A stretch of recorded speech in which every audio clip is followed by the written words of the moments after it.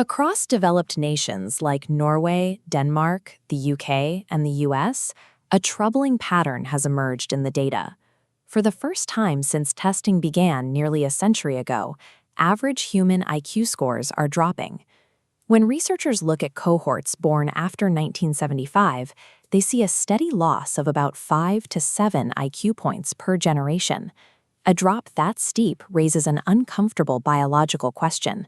Have we hit the absolute ceiling of human cognitive development and actually started to genetically regress?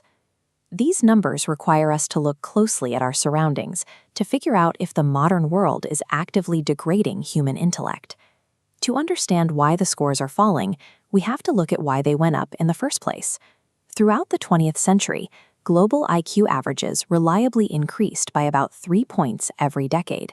Researchers call this historic climb the Flynn Effect. That climb was driven by a series of massive societal shifts.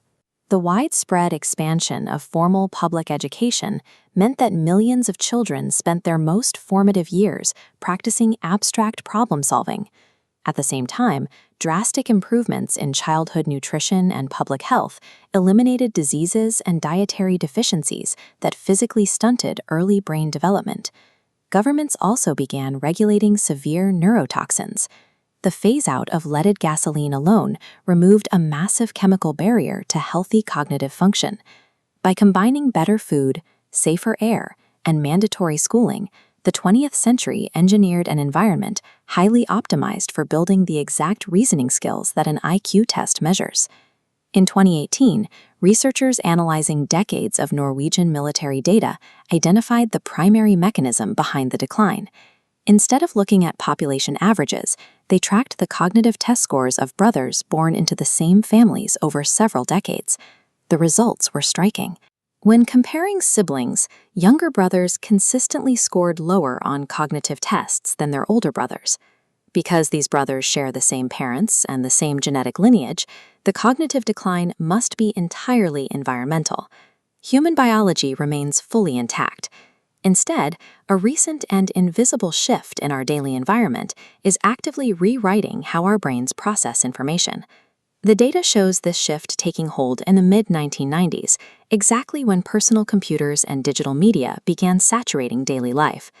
To pinpoint exactly which parts of the brain are failing in this new environment, we can look at the SAPA project, an online personality and ability survey out of Northwestern University that analyzed hundreds of thousands of test takers.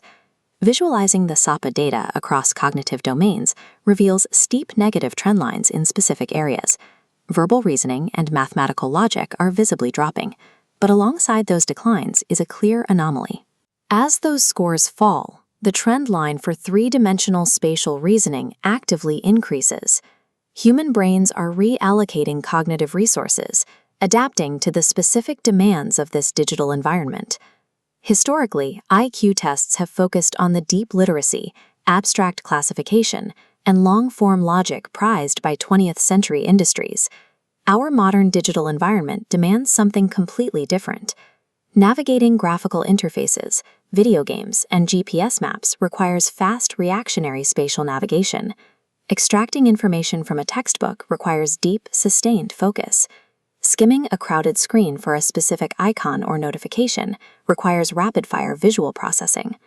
We are sacrificing the deep literacy skills of the past century to build the hyper-visual responsiveness required to live in this one. The Reverse Flynn Effect represents a rapid optimization of the human mind for a screen-dominated ecosystem. But that optimization carries a risk. Our legal, scientific, and political frameworks are built entirely on long-form reading comprehension and structured mathematical logic. As the environment continues to adapt those foundational skills out of existence, society will have to make a conscious choice to protect them.